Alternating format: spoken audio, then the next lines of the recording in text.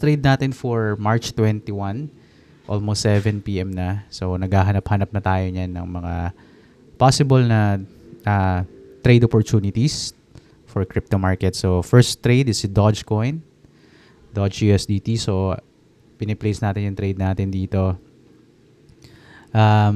Ito yung target area natin, kung saan possible pwede magkaroon ng mga liquidity grabs. So, place na natin to. Tingnan natin. So, $2 lang ang ating risk. So, it's 2% of our entire capital. So, ayan. Okay, so place na yung order natin for Dogecoin. Hanap pa tayo ng dalawa pa na trades. Let's go. Yung second trade natin is si BNB USDT. So, ang trade idea ko dito is possible na dahil sideways yung move, idea ko lang naman to, baka magkaroon ng fail breakouts dito sa level na to. Hindi ko alam kung ganun talaga mangyayari. So, wala naman nakakaalam kung ano talagang gagawin niya. So, I will place my trade na lang dito sa levels na to. Okay, so $2 lang din. Ayan, okay. Place na yung limit order natin dito. Sana magkaroon ng failed breakout before, medyo counter-trading to. Counter-trending na trade to. So, tingnan natin. Try natin yung ating okay. Tingin pa tayo ng last trade.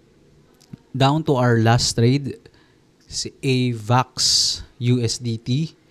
So, dito ko gustong i-place yung trade natin. So, sana wag na siyang tumuloy pataas. So, i-grab nyo muna yung mga orders dito. Sabi bumaba siya. Sana, let's see. Place na natin yung order natin. Okay. $2. Okay. Okay. Place na yung trades natin for the March 21. Friday ngayon. So, possible ma-check ko to if ever bukas. Bukas naman ng 8 a.m. ma-check natin to. Tapos, kompleto na yung tatlong trades for tonight. So, March 21.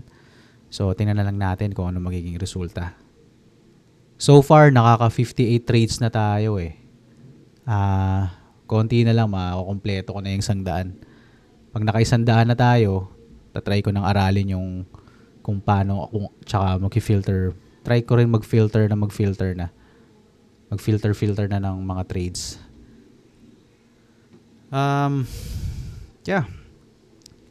Close to 100 na. Okay, so ito na yung results ng ating trading nung Friday. Tingnan natin. So, let's see. So, first trade natin si Dogecoin. Ano ba nangyari kay Dogecoin noon? Nasaan na yung trade ko doon? Medyo mahaba-haba na kasi 1 minute chart to eh. Anong oras na? 9 p.m. na 90 tuloy.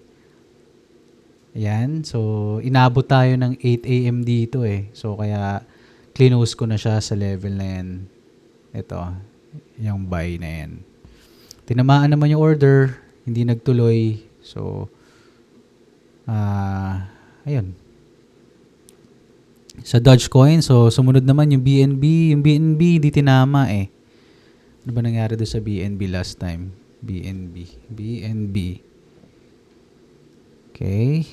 9 p.m. na kasi kaya ang haba na tuloy.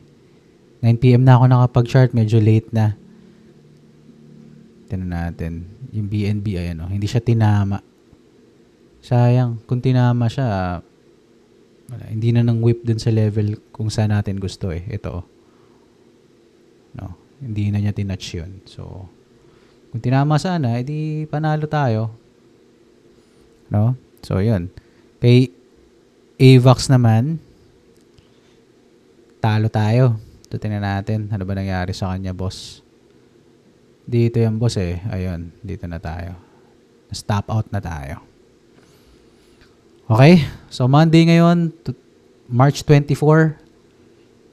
Tingnan natin kung up naman yung portfolio natin. Nakabawi tayo from last week. Last week kasi parang $98 lang eh. So, last week pala. Sorry. $98 last week. So, nakabawi naman yung portfolio natin. Naging 109 siya from $98. So, $109.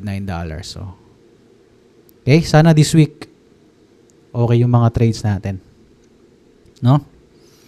Okay, hanap na tayo ng 3 limit orders. Maaga pa to for me. 9 p.m. Tingnan natin. Hanggang 9:30 lang kasi ako eh. Let's see.